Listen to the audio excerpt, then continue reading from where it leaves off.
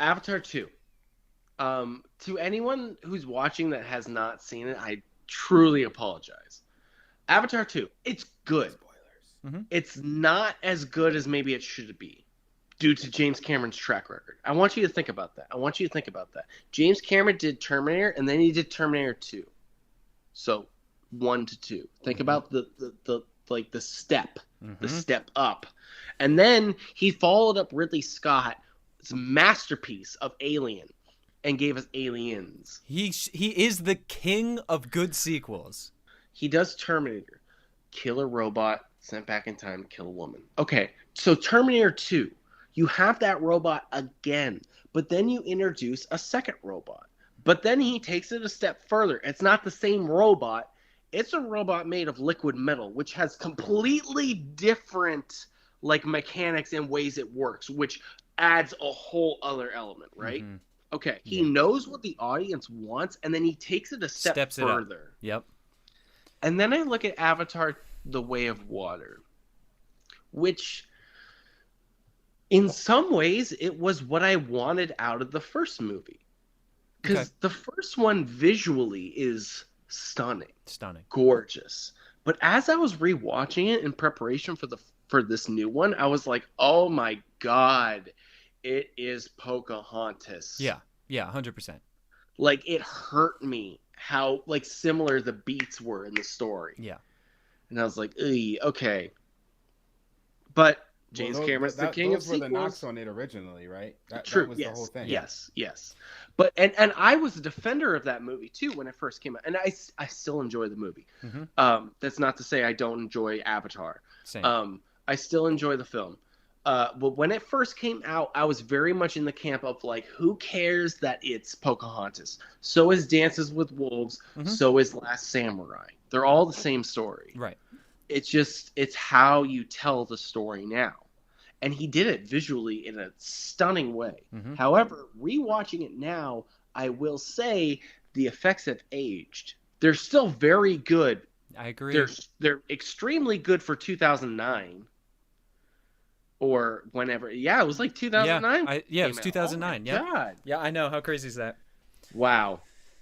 So for 2009, they're incredible. But still, they have aged enough to where the magic of the effects no longer dulls the lack of story. Yeah. Or it no longer hides the lack of story. Yeah. Yep. So I rewatched Avatar and I went, okay, yeah, I get why people complain. I still like it. But it's James Cameron. He's going to do it. He's going to do it in 2. And 2 was pretty similar. Now, there is a difference in the storyline. Slight.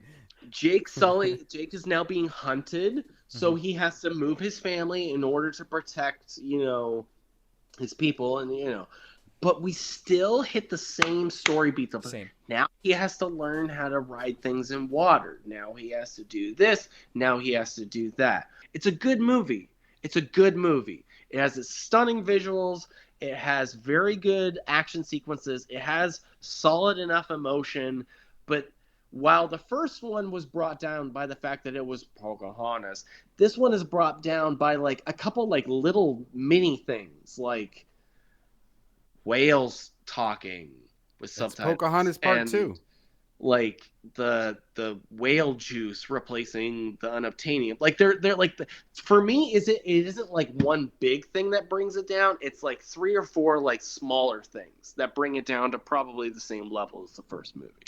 Yeah. Brett, what you don't understand is that the whale juice is a sign, it's a symbol for the capitalism that we experience. Yeah, but we got Oh, no, I get it. And it was so obvious Yeah. that James Cameron has, like, sucked a whale's dick. Yeah. Before that. Like, the whole whaling thing, I was like, God. James Cameron loves whales. Listen, man, we are destroying the planet, bro.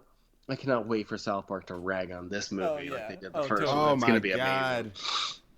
But I mean, will I buy it on 4K? Yes, absolutely. And I will definitely get the collector's edition that has the like extended cut and all that because what's going to happen. James has got you. He already, knows. man. Well, James. I mean, He I've knows. always liked James, but I think this is an issue where like he's fallen into the same route as George Lucas fell into in the prequel trilogy and Peter Jackson fell into in the Hobbit trilogy, which is like people stopped saying no. Yeah. People stopped challenging him. Yeah. And and they aren't, while because his I movies believe are it still just passed $1 billion, right? exactly. Who's gonna question? Who's gonna him? question it? Exactly. And while his movies are still, while the movies that have come out after those filmmakers, Jackson, Lucas, and Cameron, all the movies that have come out after people stop saying no are still good. But are they as good as the ones beforehand? Debatable. Debatable. Debatable.